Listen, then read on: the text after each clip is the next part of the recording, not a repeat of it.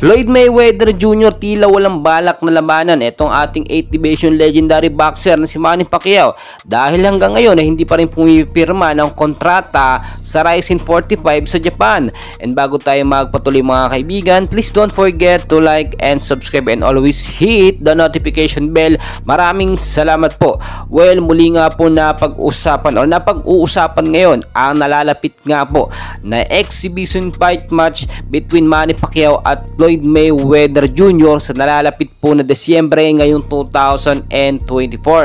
At ayon po sa ating nakuhang source, hinihintay pa as of now, as of the moment, ang tugon nga po ng kampo ni Floyd Mayweather Jr. na dapat nang pumirma ng kontrata sa Rizin 45. Kinumpirma po yan ng CEO ng Rizin 45 na hindi pa pumipirma ng kontrata itong si Floyd Mayweather Jr. para sa Japan po maganap ang laban.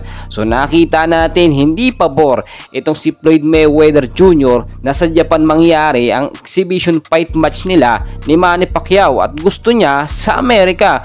Well, alam naman natin kapag sa Amerika nangyari ang laban, sobrang kaduda-duda at baka mangyari na naman ang lutong laban sa huling naging laban nila. Kung matatandaan po ninyo, greatest fight match po ng season o ng history, no?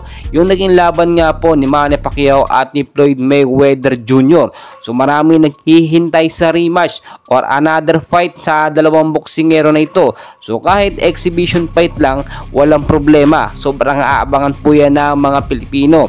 Ngayon po, dahil nga po hindi pa pumipirma ng kontrata itong si Floyd dito sa Rizin 45, pinapalabas lamang niya na gusto niya na sa Amerika maganap or mangyari ang laban. So wala namang problema yan sa ating 8th Division legendary boxer na si Manny Pacquiao, no? Papaboran naman niya yan. Pero syempre, nauna nang magbigay ng kontrata itong Rizin 45 na kapag tumanggi itong si Floyd Mayweather ay maituturing nga po or maitatanghal na panalo na etong si Manny Pacquiao dahil nga po sa pag-atras at hindi niya pagtanggap ng kontrata.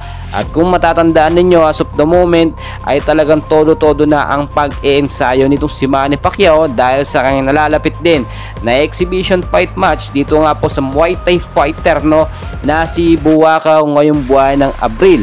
So kung tignan nyo mabuti, no, matindi o mahaba ang diferensya, Abril at Disyembre naman yung kay Floyd Mayweather Jr. So makakapagpahinga pa itong si Pacquiao kung sakaling mapalaban siya ng husto dito kay Buakaw.